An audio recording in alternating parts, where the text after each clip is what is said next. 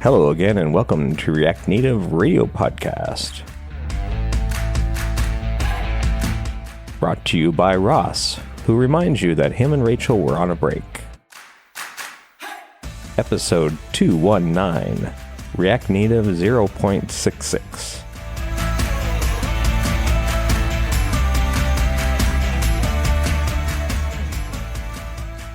Hey Mazen, there's some good news. I heard that Sweatcoin is actually back now. What? Tell us more about this. I don't know if everybody heard the Coinbase episode and knows what Sweatcoin is. Yeah, so back in 2018, I believe, when I first got into the whole cryptocurrency game. So you're rich? No. Here's the caveat. I found this app called Sweatcoin, and the idea was it would translate your steps into crypto, or so they said. And you could buy product using your crypto on their app and all that. But the app seemed to have shut down at one point. I believe it was early 2018. And I do remember actually at that point, I had quite a bit of Sweatcoin. My brother actually ended up downloading it, and he didn't like it for some reason. And he transferred all his Sweatcoin to mine. He gave me about 25. And I kind of stepped away from it. So at that time I had maybe 30, 40 Sweatcoin. And recently when I heard they were back, downloaded the app and I opened it up, and they actually went back and calculated my Sweatcoin. Oh, really? Yeah. So now I have 103. Oh. They seem to have pivoted. So it's no longer that whole crypto game. Who knows, that might change. Their website has seems to be updated and rebranded and stuff. And they have advisors now for them. So they're really going crazy. I have 103 Sweatcoin. Nice. And for context, to get an Apple Watch band, it's 135. You could do stuff like Tidal. I don't use Tidal, but you could get your Tidal subscription paid by Sweatcoin by living a healthier life. That's their tagline. I love the mission. That's really cool. And it sounds like it's actually worth something now. But you're saying it's essentially not really crypto anymore. No. When they first started, I think it was 2018, they gave off that feel of you're translating your steps into crypto. Right. But now it just seems like translating your steps. And I can't really find what one step or whatever translates into crypto, into Sweatcoin. Can't really find that conversion anywhere. So who knows? We'll see. I might buy something when I get maybe a couple more Sweatcoin and see if it actually works. Who knows? I might get charged for shipping or something. Yeah. I can just imagine someone taking, making some little device to shake their Apple Watch or something. Oh, for sure. Just to mine. It's how much less efficient can we make crypto mining? You get 5 Sweatcoin if you invite a friend. So if you're out there, that's what this is all about. Right? Yeah, I could. Dropping the invite link. Yeah, you know what? We're going to do that. We're going to put the invite link in the show notes. No, it is not sponsored by Sweatcoin, but I just think it's so funny. It's such a great name, Sweatcoin. So yeah, we'll drop a link into the show notes. Now I might be a millionaire in Sweatcoin thanks to all the listeners. 5,000 listeners. Every one of them just signing up and getting healthier, right? It's all for their good. Exactly. Well, speaking of for our audience's good, what we're doing today is we're going to be going over a new React Native release. It's actually not super new. In fact, it's been a few weeks here, but we've been a little busy, so we haven't gotten to it yet. But before we get into that, I do want to introduce everybody. So I'm Jamon Holmgren, your friendly host and CTO of Infinite Red. I am joined by my exceptional co-hosts, Jon Major and Mazen. I can't believe I haven't used the word exceptional yet. I feel like you have. I know, I feel like I have too, but I searched the notes and I couldn't find any of them. So none of them popped up with that. So Jon Major Condon is a co-host. He lives in Janesville, Wisconsin, and is a senior software engineer here at Infinite Red working on React Native. He's also the editor of the React Native newsletter. What's up, Jon Major? Hey, how's it going? Pretty good. I did notice out my front window as Mazen was talking about Sweatcoin that the recycle truck came by and knocked over my garbage can, which I think was already empty, but then he just left it laying on the side and drove off. So They must have a battle between recycle and trash bin. what if this is sort of a mafia thing? It was like just sending a message. Out my front window, I have a American flag that's kind of being strangled right now by itself. I need to go fix that after I'm done here. Is it windy out over there or something? Or what's going on? It looks like it was windy, and some of like the cord got wrapped around it. So it's just like being strangled. Yeah, hopefully that's not a metaphor for something. Mazen Chami is also a co-host here. He lives in Durham, North Carolina, former pro soccer player and coach, and is a senior React Native engineer, also here at Infinite Red. What's going on, Mazen? Hey. This episode is sponsored by Infinite Red. Infinite Red is a premier React Native design and development agency located fully remote in the US and a couple of us in Canada. If you're looking for React Native expertise for your next React Native project, hit us up. You can learn more on our website, infinite.red/React Native. And don't forget to mention that you heard about us through the React Native Radio podcast. And also, imagine working with this illustrious, exceptional team. That sweats a lot. That sweats a lot, whether we're working out or not. If you are a senior level React Native engineer located in the US or Canada, go to careers.infinite.red and fill out the form, and we will get back with you on that. Okay, let's get into our topic for today. We're going to talk about React Native 0.66, version 0.66. How many versions do you think they'll go before they hit 1.0, by the way? I've thought about that too. I'm not too sure. I can kind of see it hitting 99, and then that would mean, 1. That would be kind of a nice round number, but what if it's like 0.352 and we're still talking about that? Yeah. I could see them doing that just to mess with us too. And then they're just like, you know what, let's skip 1.0. It's now React Native 353.0. I'm okay with it. Honestly, like version numbers are free, right? So this release had 621 commits, 92 contributors. React Native continues to be one of the top GitHub repos in terms of contributors. In fact, I'm going to go take a look at the insights right now just to kind of see how many authors and contributors. Let's see. Just 92 contributors to one version is a big number, and I think that's great for the whole ecosystem, and just goes to show that React Native is growing and wanting to improve, and there's a lot of people out there that are willing to put in the time to help it grow. Absolutely. So I think that GitHub is doing something weird here where they only show 26 authors, but I think that is because when you author a pull request to React Native, it gets kind of re-authored internally. Mm-hmm. And so you don't really get like GitHub credit for it. You still get credit for it, but not on GitHub. On the React Native GitHub page, I see just over 2,200 contributors myself. Yeah, that's a lot. Mm-hmm. That is a lot. And that's fantastic. And obviously, this one, 621 commits, 92 contributors. That's a pretty healthy sign of a healthy repo. So let's get into the changelog. Mazen, go ahead and read off what's the first thing on the changelog. So Android has now caught up to iOS in the sense that it handles taps on child views outside of the parent boundaries. So if you have overflow visible, you can now tap outside to trigger an action, whether it's closing a modal, say, or creating another sort of action. This was possible in iOS prior and now available on Android. And also, if I'm not mistaken, closes the loop and makes it closer to the web standards that are out there too. Yeah, that makes sense. If you have like a position relative parent and then a position absolute child, and it's like off to the side. In Android, you wouldn't be able to tap that. But now you can because it's now properly checking to see if it's, if you should be able to click on it. Yeah, and I think that's important to make sure that Android, iOS, and web align in as many ways as possible. Mm-hmm. That just makes our job easier as developers when we're doing cross-platform work. I'm still waiting on the ability to close a dialog or modal by clicking outside easily. Because you can do that on the web fairly easy, right. But mobile... So far, it's been you have to have a view that surrounds the entire screen, and then you have to click that view to close that modal or dialogue. Still waiting for that. Yeah, I think that these types of things, it's sort of like what's, what are the biggest pain points and what do you run into? And so as these things are discovered, wow, why is this not working the same in Android?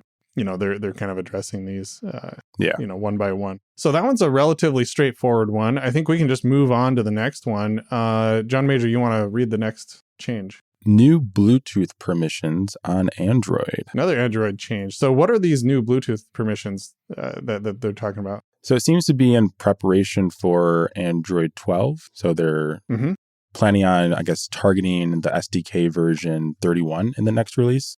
But inside the actual permission itself, I'm not too sure at the moment. Mazen, do you know what's going on inside this Bluetooth permissions? Yeah, so the permission is Bluetooth advertise, and that makes your current device discoverable by other devices. By, you can now turn it on, similar to how you can allow push notifications, say, when you're accepting them. It's the same thing where you can, using a specific function, you want to advertise your Bluetooth, you obviously need to declare the permission before, and then it'll pop up the little alert, that says allow your app to find connect. And so on. You can allow or not allow. Yeah, I like this trend toward making more granular permissions available so that you're, instead of like, hey, do we have permission to do everything or nothing? Rather than that, it's like, no, this is a specific permission that we're going to be asking for. This is just aligning with, as Jon Major said, the newer permissions coming out in Android 12 and kind of, obviously like scan and connect were also added in this, and that's another change for Android 12 as well. So Bluetooth improvements, more granular permissions for Bluetooth. Awesome. And then moving on, we have better support for Apple Silicon, Xcode 13, and iOS 15. So during a recent React Native Live Twitch stream, which little shout out, twitch.tv/Jamon Holmgren. You can follow me over there. What I was working on was, actually, you're going to have to watch the stream. It's really, really cool, but I'm not going to talk about it on the podcast. No spoilers.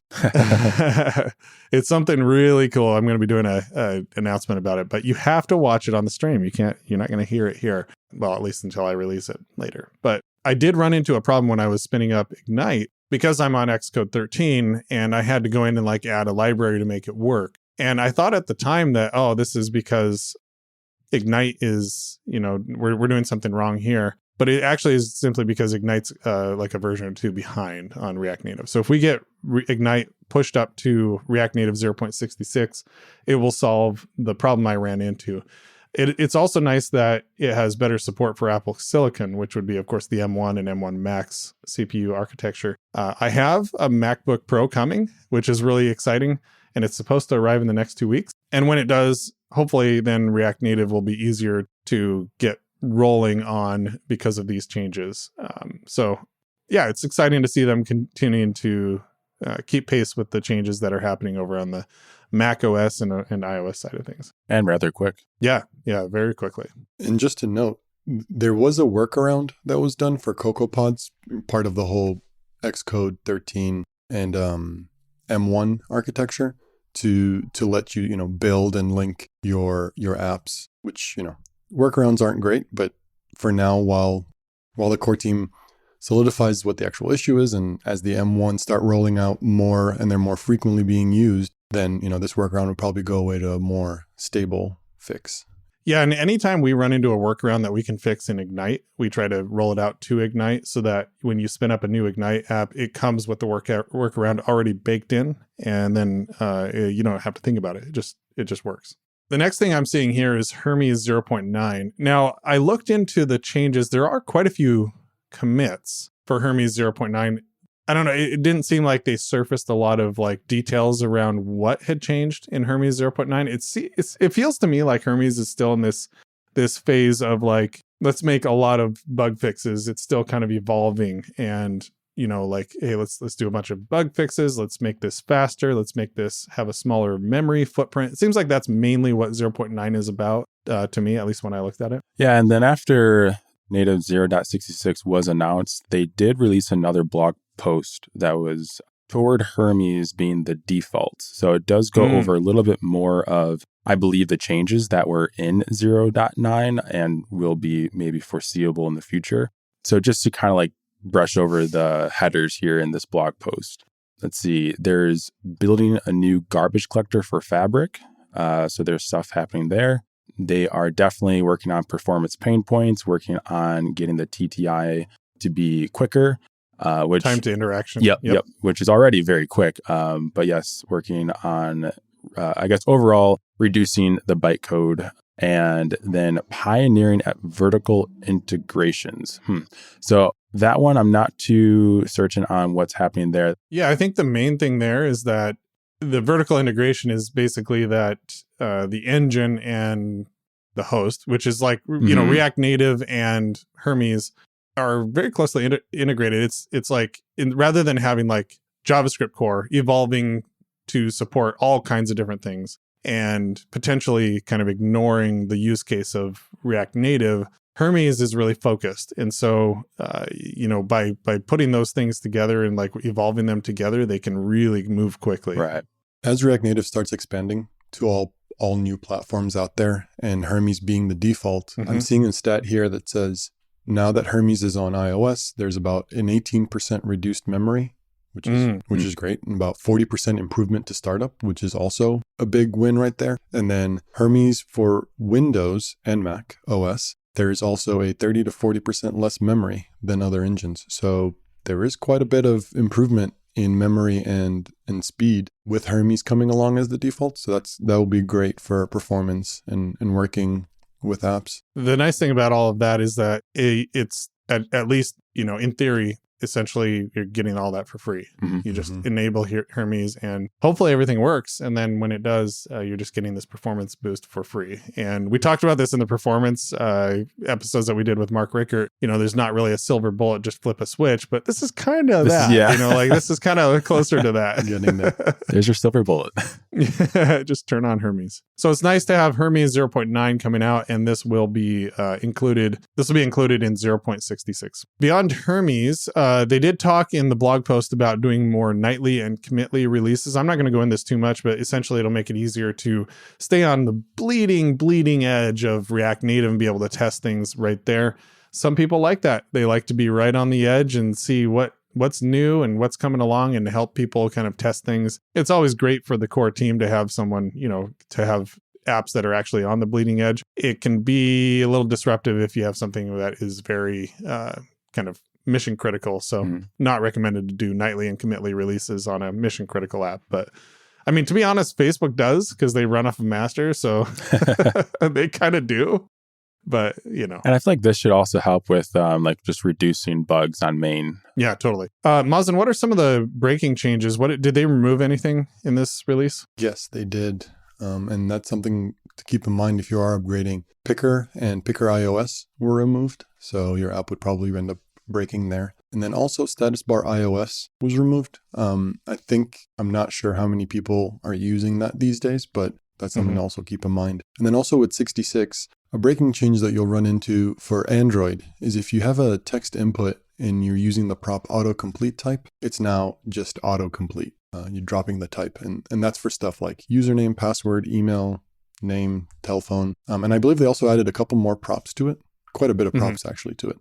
So you now have the full ability to autocomplete based on, you know, the user's preferences there. So 3 mainly, picker, status bar, and text input changes that are breaking changes. So that's something I would say big to keep in mind. Yeah, and there are a lot of picker like community packages out there to replace the built-in one with. This is sort of another lean core kind of move to remove things from internal React Native and move them to community packages. And that's also some good point, Jamon. If you are using a community package for your picker or status bar or even text input, be sure to check them out before you upgrade to 66 or, you know, help the community out and have a pull request for them to upgrade and improve their packages too, which I'm sure a lot of people would find value in that. Absolutely. There's also some accessibility changes. I don't know, Jon Major, you want to talk real quick about the accessibility updates? By the way, I love seeing these accessibility updates because we're running into more projects, including the one both of you are working on, it has a lot more accessibility requirements. Yeah. So in accessibility, what was added is accessibility state prop to the slider component, and then also accessibility actions to button. Okay. So I'm not too sure what the actions would be for button, because I know there's already some accessibility props for button, but then also support for toggle button, where you can set accessibility role. Disable touch opacity when accessibility state is disabled, I believe, is what is being communicated there. So it looks like, so if you're using like a screen reader, you can definitely set accessibility state to disabled to make sure that the screen reader does also tell the user that it is disabled. Mm-hmm. And then for lists, we have flat lists and section lists that got accessibility role added to it. And that's only for Android. You can add the accessibility role of list. It sounds like that was already on iOS, but just kind of bringing Android into compliance there. Cool. It looks like they also updated Flipper to 0.99. Flipper actually is quite a bit further along than that. In fact, let's see. If I go look at the versions, it's actually at 0.118. Speaking of eternal betas here, which was just published a few days ago as of our recording here, at least. 0.99 is many releases ago. It's like 4 months old. So I'm not sure why they're so far behind in this, in React Native itself, but yeah, Flipper is a bit behind on this. And I guess it's because Flipper is moving pretty quickly and it's hard to stay current with it. Luckily, you can update Flipper independently of React Native. A little aside here, I'm actually really interested to do a Flipper episode at some point, because there's some really cool stuff in Flipper. We just had our on-site, our team got together for the first time in like 2 years last week, and we got a chance to do some workshops.